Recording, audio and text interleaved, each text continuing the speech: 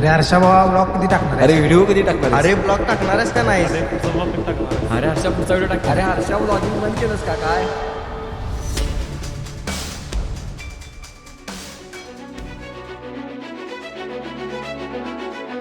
एक वेळ अशी आली होती की सगळं थांबलं होतं. कॅमेरा बंद, एडिटिंग बंद आणि मनात फक्त एकच प्रश्न, खरंच मी योग्य वाटेवर चाललोय का?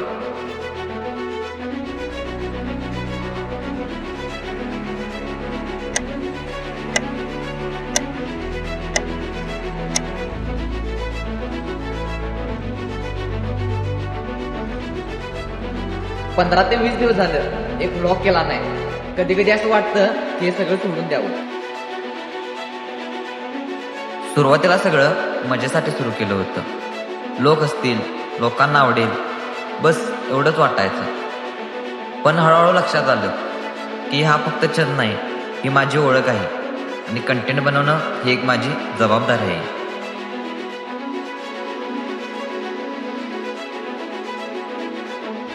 दिवस रात्र एडिटिंग, आयडियाजवर विचार, पण यूज मात्र काहीच नाही.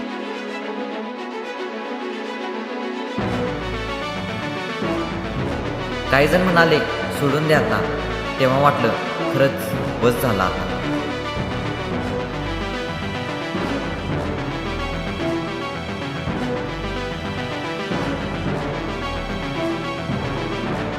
पण या शांततेत आतून एक आवाज आला, तू थांबू शकत नाहीस, तू एक मराठी क्रिएटर आहेस.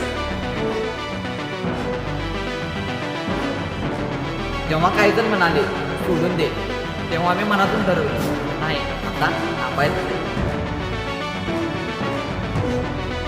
आणि म्हणून आज मी पुन्हा एकदा कॅमेरा ऑन केला आहे. यावेळी व्लॉग नाही, एक नवीन सुरुवात केली, एका मराठी क्रिएटरची कहाणी. आपण मराठी क्रिएटर्स, आपण आपल्या भाषेत बोलतो, आपल्या लोकांसाठी बनवतो. कधी व्ह्यूज येतील कधी नाही, पण आपण मात्र करत राहायचं. मी थांबलो होतो, पण स्वप्न अजून जिवंत आहे. कारण मराठी निर्मात्याचं मन कधीही थांबत नाही, ते पुन्हा उजाडतं प्रत्येक सकाळ सोडून.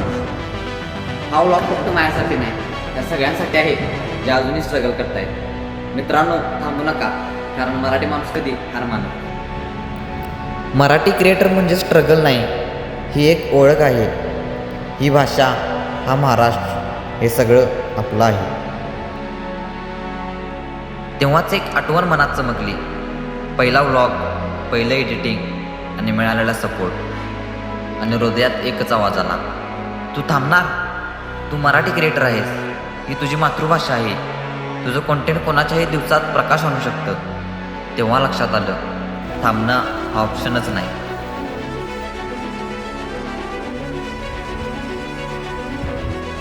मला मराठी माणूस म्हणून काहीतरी वेगळं करून दाखवायचं आहे, कारण आपण बोलतोय मराठी भाषा, आपल्याला जगभर ऐकवायची आहे. आणि म्हणून मी परत आलोय, यावेळी जास्त जोरात, जास्त प्रेमाने आणि जास्त सिनेमॅटिक कंटेंट घेऊन.